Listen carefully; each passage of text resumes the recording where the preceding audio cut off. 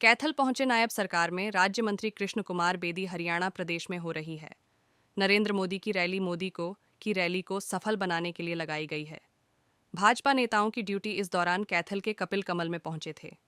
राज्य मंत्री कृष्ण कुमार बेदी, बीमा सखी योजना के कार्यक्रम, विधानसभा कैथल की बैठक, जिला कार्यालय में कृष्ण कुमार बेदी ने की शिरकत। बीमा सखी योजना, महिला सशक्तिकरण के लिए मजबूत कदम। कैथल के कपिल कमल कार्यालय में कृष्ण कुमार बेदी ने प्रेस वार्ता कर दी जानकारी। कपिल कमल कार्यालय में पहुंचे हो, क्या मुद्दा है सर, क्या कहेंगे? देश की महिला सशक्तिकरण के लिए एक बहुत बड़ी महत्वाकांक्षी योजना हमारे माननीय देश के प्रधानमंत्री नरेंद्र मोदी जी लेकर उसको लॉन्च करने के लिए हरियाणा की पानीपत के ऐतिहासिक धरा पर आ रहे हैं 9 तारीख को। और उस कार्यक्रम के अंदर किस प्रकार से कार्यकर्ताओं के साथ साथ महिलाओं की ज़्यादा से ज़्यादा भागीदारी रहे, इसके लिए आज चारों विधानसभा क्षेत्र की हमने अलग अलग नेतागण ड्यूटी लगाई है। सभी आज आ रहे हैं। गोला में हमारे संगठन महामंत्री फणिंदर शर्मा जी आएंगे। कुंडरी में अभी कृष्ण मीडा जी जो हमारे माननीय डिप्टी स्पीकर हैं और पूर्व मंत्री और भारतीय जनता पार्टी के वरिष्ठतम नेता आदरणीय कंवरपाल जी कलायत में आज रहेंगे। ये सारे कार्यक्रमों की एक रूपरेखा बनाई हुई है और ज़्यादा से ज़्यादा महिलाओं की भागीदारी कैथल जिला की रहे, इसके लिए कैथल विधानसभा क्षेत्र की मीटिंग लेने के लिए मैं आया हूँ। क्या योजना है, क्या लाभ मिलने वाला है? एम्पावरमेंट ऑफ वुमेन्स, बहुत सी योजनाएं हमारी सरकार ने लगातार चलाई हैं, परंतु एक दुनिया की अनूठी योजना बीमा सखी योजना महिलाओं के लिए लॉन्च करेंगे प्रधानमंत्री जी, और हर महिला उसमें भागीदारी हो और 7,000 रुपये पर मंथ हर उस बीमा एजेंट को, जो महिला उसमें भागीदारी करेगी, पार्टिसिपेट करेगी या क्वालिफिकेशन पूरी करेगी, जिनकी नियुक्ति की जाएगी, तो 7,000 रुपये तो उनको लमसम मिलेगा ही।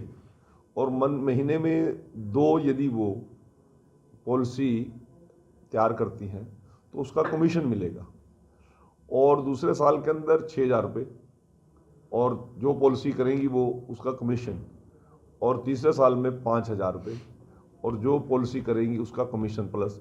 जैसे जैसे उनका एक्सपीरियंस बढ़ेगा, उनकी पॉलिसीज़ का अमाउंट बढ़ेगा, लोग ज़्यादा जोड़ पाएंगी तो वो एक उनका आमदन का जरिया बन जाएगा।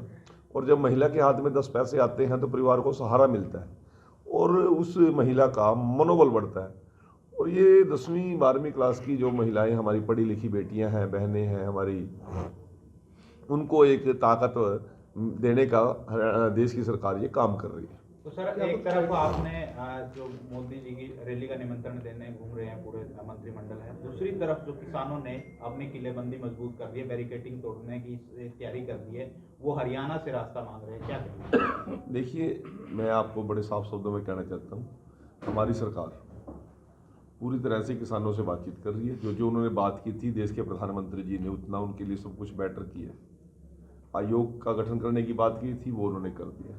सारी बातें एक तय कार्यक्रम के अनुसार चल रही हैं और हरियाणा सरकार ने तो रिकॉर्ड तोड़ दिए हैं। एमएसपी देश के अंदर देने वाला कोई पहला प्रदेश कौन सा है? हरियाणा। तेल पे पानी पहुंचाने वाला प्रदेश कौन है? हरियाणा। 24 घंटे किसान को बिजली देने वाला प्रदेश कौन है? हरियाणा। 72 घंटे के अंदर किसान की पेमेंट पहुंचाने वाला प्रदेश कौन है? हरियाणा है। पराली का सबसे बड़ा प्रबंधन हमारी सरकार करिए, ये हम नहीं करे, ये माननीय न्यायालय बोल रहे इस बात को। अब जो लोग किसानों के नाम पर केवल राजनीति करते हैं, हर किसान को देते कुछ नहीं, उनकी तरफ भी ध्यान देना चाहिए।